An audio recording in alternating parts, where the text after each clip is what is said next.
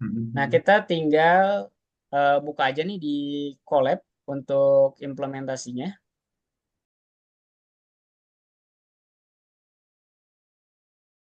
Jangan lupa ini change runtime-nya ke JPUT4. Terus kita konekkan.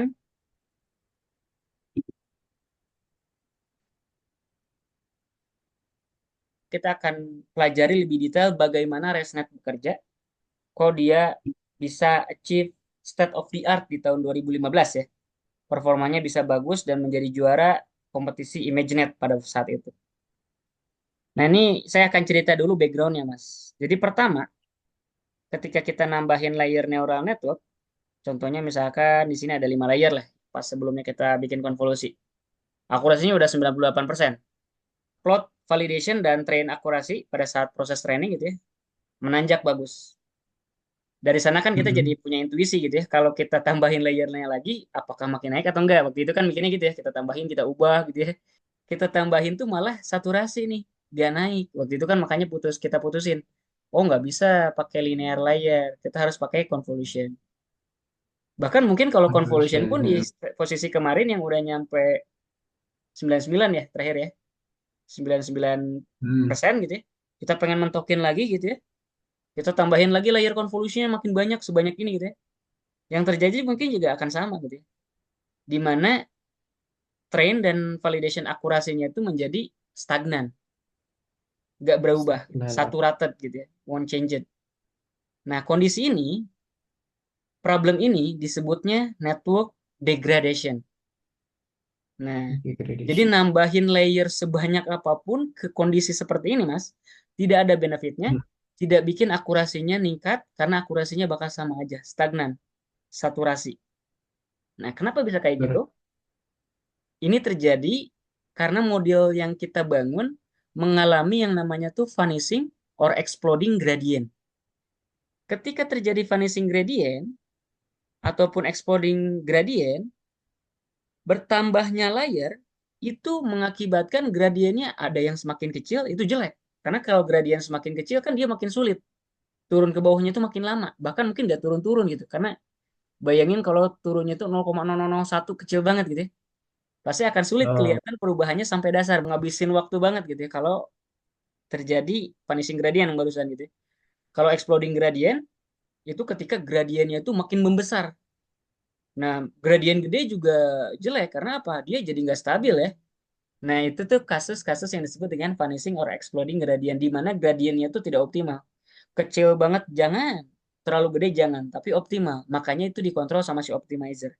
Sayangnya, ketika networknya mhm. gede dengan banyak layer seperti ini, hal ini tuh nggak bisa dihindari. Vanishing exploding gradient ini nggak bisa dihindari. Sehingga ngakibatin networknya degradation. Nambahin layer sebanyak apapun nggak ada benefitnya, akurasinya sama aja. Segitu-gitu toh. Nah, terus apa yang bisa kita lakukan gitu ya? Kita bisa nggak tackle itu? Bisa. Di bawah kita bahas. Tapi kalau kita perhatiin, misalkan nih Mas, di struktur layer yang ini dengan 5 layer itu 98% akurasinya. Ketika kita Oh, tambahin dengan layer yang lebih banyak, akurasinya masih segini ya, karena kan saturasi ya di titik ini ya.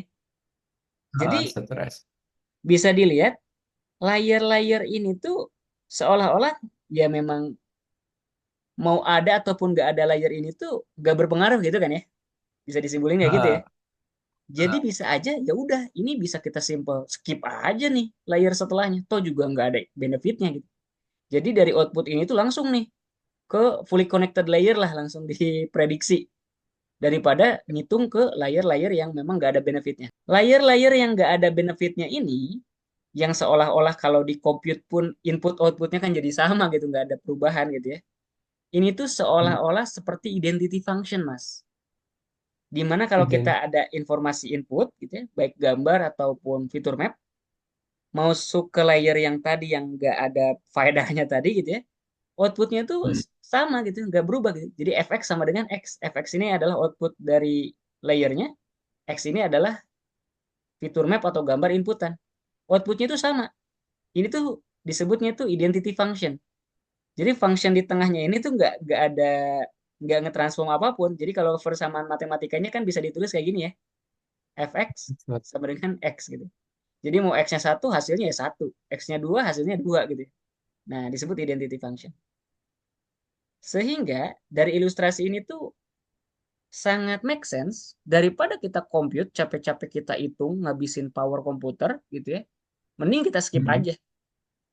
Jadi daripada kita hitung ini, mending kita langsung lompatin udah di posisi ini. Kalau setelahnya ada layer, ya udah compute ke layer setelahnya itu gitu dari si input ini. Nggak perlu ngitungin dua layer yang di tengah. Ide itu yang disebut dengan skip connection di residual network. Jadi skip Hmm. connection itu memungkinkan si input nge-skip layer di depannya untuk Hmm. diapain? Nah, dia dijumlahin dengan layer output setelahnya. Jadi kalau misalkan ada beberapa layer, di layer keduanya dijumlahin dengan hasil yang di sini nih. Itu pun kalau ada. Jadi bayangin kalau misalkan kayak kasusnya identity function ini, di mana fx sama dengan x gitu ya, berarti si gx ini kalau kondisinya unchanged, gx ini kan sama aja dengan x gitu ya. Berarti formula Ah, ini sama dengan fx sama dengan x plus x gitu ya. Ini disebutnya baik. skip connection.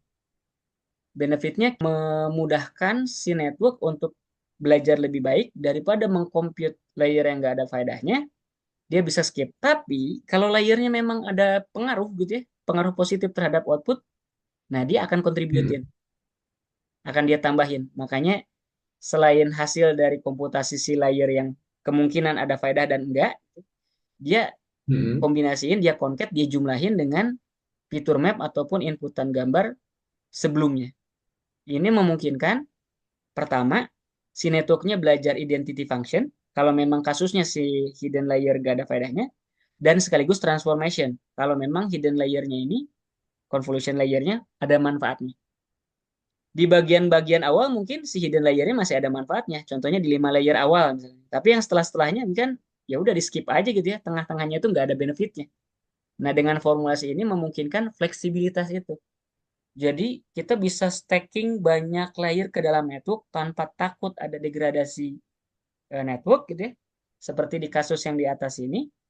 Karena apa? Karena udah di handling, dicegah sama skip connection seperti ini.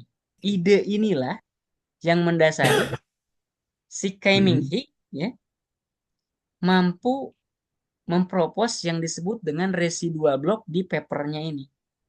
Jadi dia untuk men-tackle problem degradation pada network mengajukan skip connection pada beberapa hidden layer sehingga sebelum dilanjutin ke layer selanjutnya dia jumlahin dulu tuh hasil komputasi transformasinya, hasil output dari layer-layer konvolusi di tengahnya dengan inputan sebelumnya.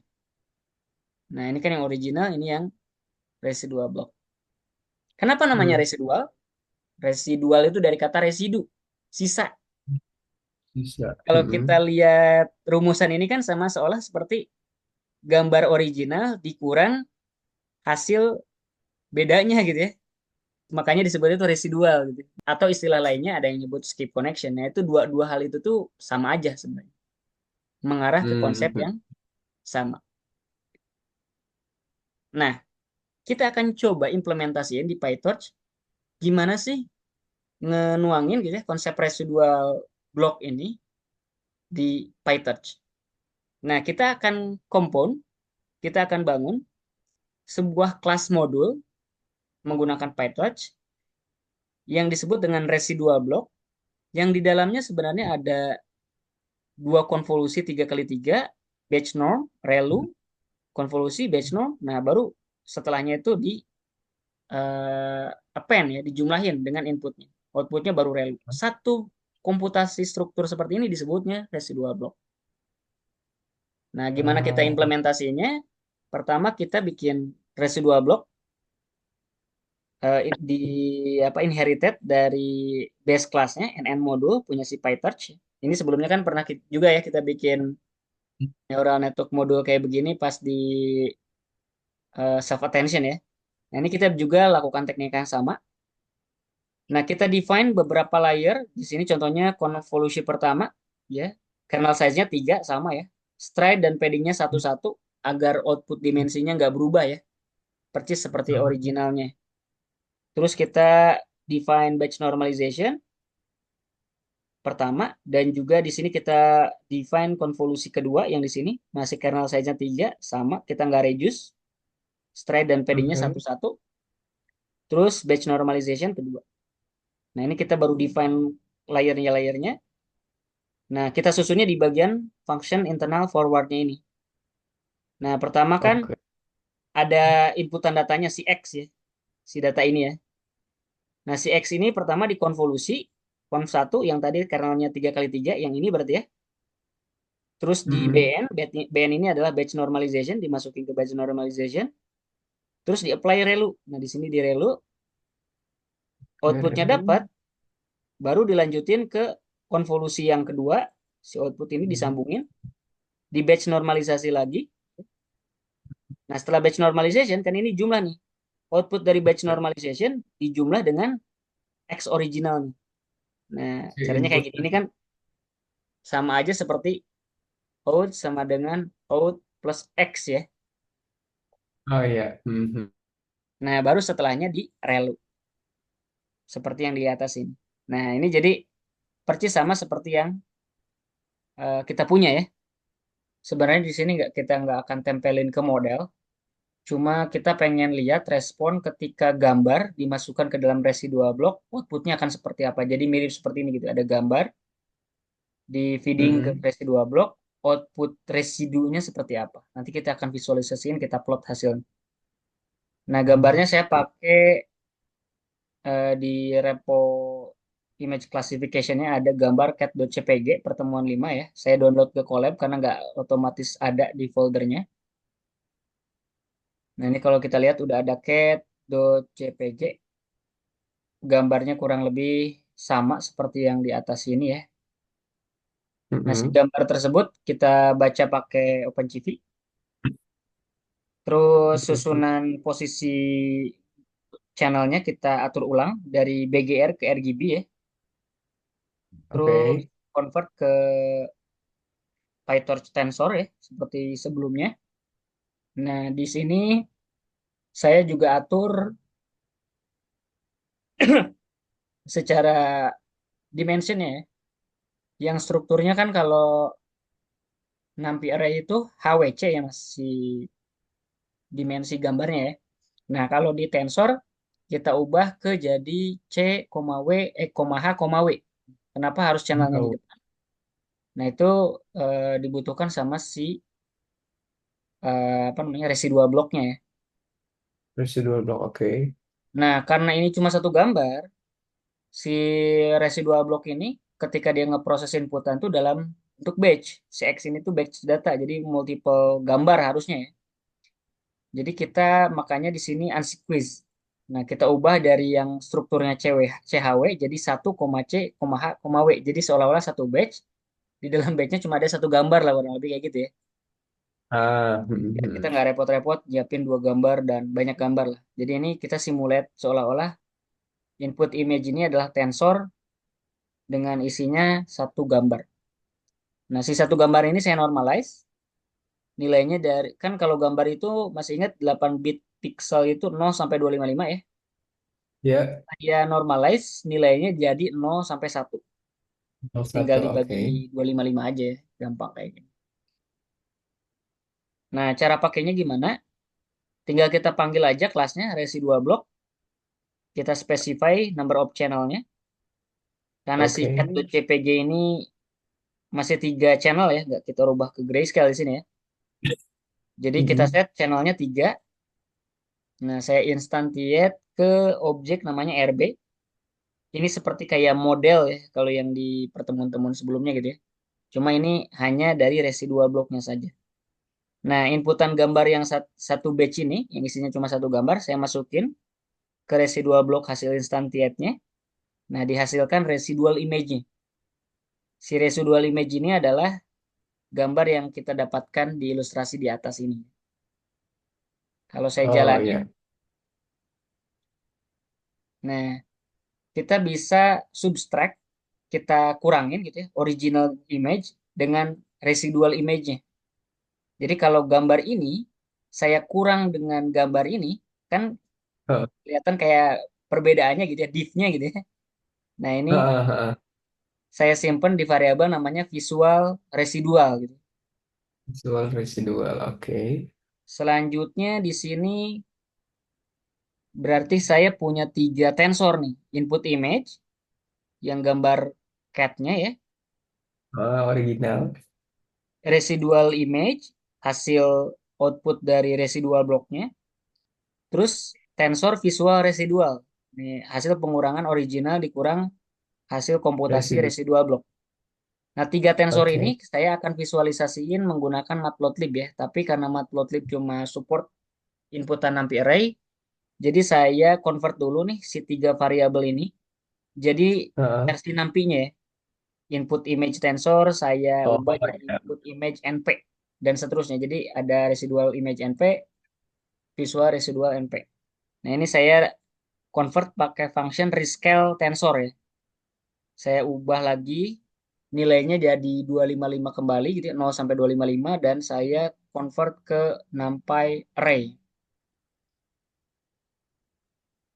Nah, kan posisinya kita udah punya tiga variabel NumPy array untuk masing-masing original image-nya, residual image-nya, sama visual residualnya ya.